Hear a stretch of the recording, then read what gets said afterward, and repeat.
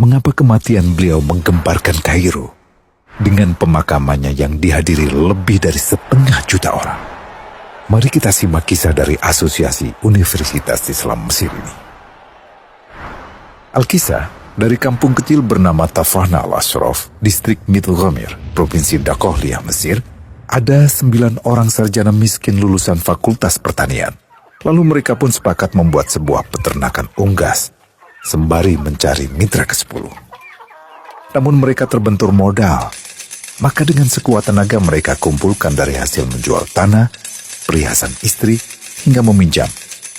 Meski tidak banyak terkumpul, namun mencukupi untuk memulai usahanya.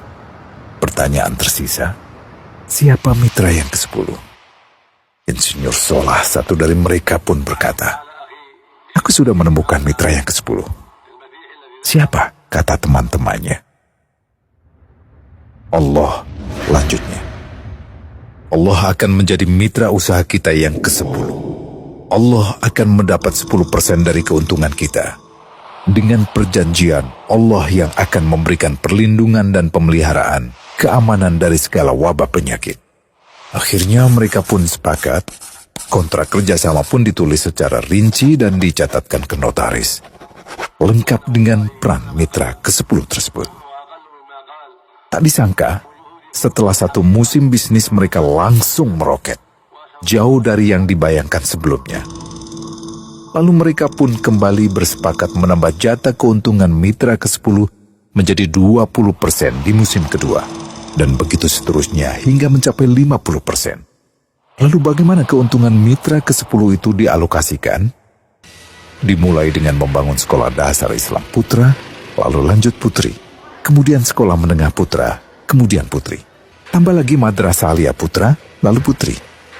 Tapi karena keuntungan terus membanjir, akhirnya dibentuklah Baitul Mal. Dan mereka pun mengajukan ke pemerintah untuk membangun universitas di kampung. Awalnya ditolak dengan alasan tiadanya akses bagi para mahasiswa. Tak berapa lama mereka pun mengajukan pembangunan universitas lengkap dengan stasiun kereta beserta jalurnya dengan biaya mandiri.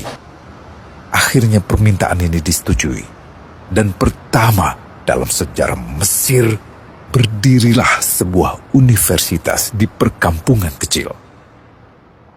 Semakin berkembang, dibangun pula fakultas kedua, ketiga, keempat hingga asrama putri dengan kapasitas 600 kamar.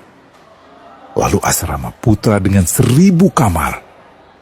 Tiket kereta api pun digratiskan untuk memudahkan transportasi menuju kampung tersebut. Tak cukup hanya itu, dibangun Baitul Mal berikutnya hingga hilang kemiskinan di daerah tersebut. Dan program ini diduplikasi ke kampung-kampung lain hingga bisa dikatakan tak ada kampung yang disinggahi Insinyur Solah kecuali akan dibangun Baitul Mal untuk warga. Bantuan pun diberikan untuk fakir miskin dan para janda. Pemuda pengangguran pun dilatih untuk mengelola perkebunan sayur hingga mandiri, bahkan sampai bisa mengekspor ke negara tetangga. Pada saat panen raya, seluruh penduduk dikirimi paket sayur. Di hari pertama Ramadan diadakan buka puasa bersama untuk seluruh penduduk desa. Mereka memasak dan hadir ke lapangan yang dipenuhi beraneka makanan. Disiapkan juga perabotan untuk gadis-gadis yatim yang ingin menikah. Dan ini semua merupakan sedikit dari banyaknya kebaikan yang dilakukan oleh Insinyur Solah. Hingga pada akhirnya disepakatilah keuntungan perusahaan 100% untuk Allah. Insinyur Solah yang awalnya adalah salah satu mitra usaha berubah menjadi karyawan Allah. Dia hanya menerima gaji, namun dia memberikan Tuhannya syarat agar membuatnya hanya butuh kepadanya dan hanya meminta kepadanya. Inilah sosok Insinyur Solah Atiyah, aktor utama kisah menakjubkan ini. Keikhlasannya membuat ia sama sekali menolak terkenal di media massa. Dan kini, meski orang yang melibatkan Allah ke dalam bisnisnya ini telah wafat, terbayang seluruh amal jariahnya yang selalu mengalir untuknya. Masya Allah.